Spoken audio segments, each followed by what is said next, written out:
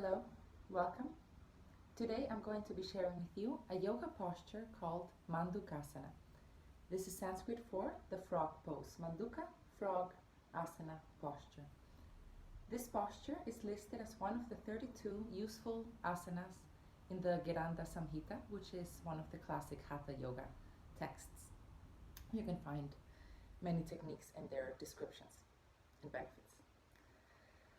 So, this posture has more than 3 variations actually. I'm going to show you a few of them and mostly the 2 that I practice the most.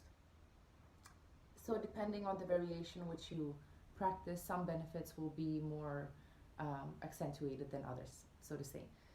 Overall, the practice of this posture improves your digestive system. It's a seated and meditative posture. One of the variations is forward and one is more upwards, but all in all, it has benefits on the digestive system.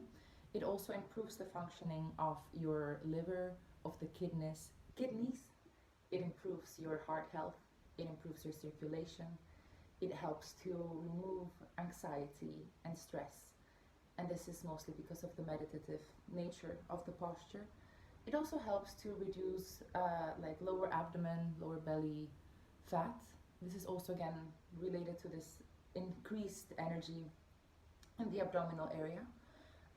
It also opens up the hip groins because of the way that you open up the legs, and the way that it opens up the hips makes that you actually reduce strain in the knees should you have any.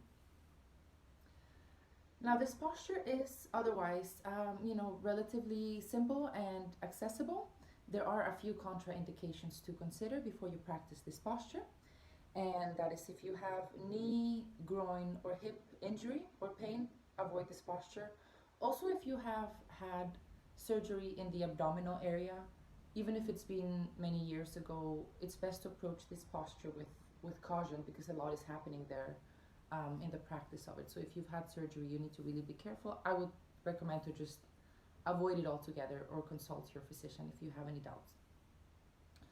Also, if you have back pain or migraine, avoid doing this posture because it will likely aggravate the symptoms that you have. And also, last but not least, if you are pregnant, also don't practice this posture because of the pressure that it adds to the lower abdomen. Yes, so let's get into the practice of this posture. I will start with the one that is the most popular one, especially in the West. So you would basically come to start on, your yoga mat or whatever, kind of like the feeling of the rug right now.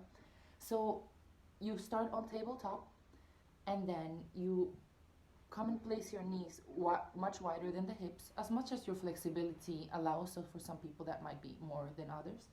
And then your shins are like your ankle is making a straight line with a knee right behind it. I guess you can't see it from the top, but my ankle is exactly aligned. My ankles are aligned with the knees, and my feet are flexed. Yeah, so parallel to the back wall. The soles of my feet are parallel to the back wall.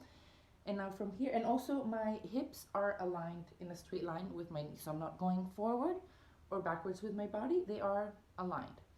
Then I come and lean forward on my forearms. And lean forward, and now you can go as deep as you like in it. But the important thing is also not to completely collapse your lower back. Your core is so when you're here, you're not like completely collapsing. There's a strength that you're using in your core to hold yourself a little bit. So even though you're relatively relaxed in the posture, you're not collapsed in it. Yeah, so that's one. Now the other one is like so. So this is the more seated meditative one, and this one I didn't mention it in the benefits because it's not applicable to all the variations, but this variation in particular activates Maṇipūra chakra, which is the solar plexus chakra, and Sahasrāra secondarily, which is your crown and gateway to the cosmic realms, although all our chakras are in a way, but Sahasrāra is more like a gateway than a chakra in a way. Anyway, and it's like in the deep levels, like your deeper confidence, it's your deeper fire, it's your fire too. Maṇipūra has the element of fire, of will, of action, of dynamism, right? And it comes at different levels. So this variation of the posture, so basically you're sitting on your knees, and all you do is bring them wide apart, and you place your hands on your knees, and your spine is straight, and my back toes are touching at the back. So this means that they're touching here at the back, like so. My big toes are touching, and when I'm here, my spine is straight and not arched, just straight. And you can put, if you need pillows, you can just pile up pillows, and same thing in that variation. If you need to put pillows under your knees, please do. So hands on the laps and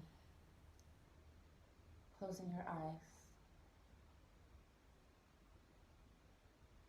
And you can stay in the posture for as long as is comfortable.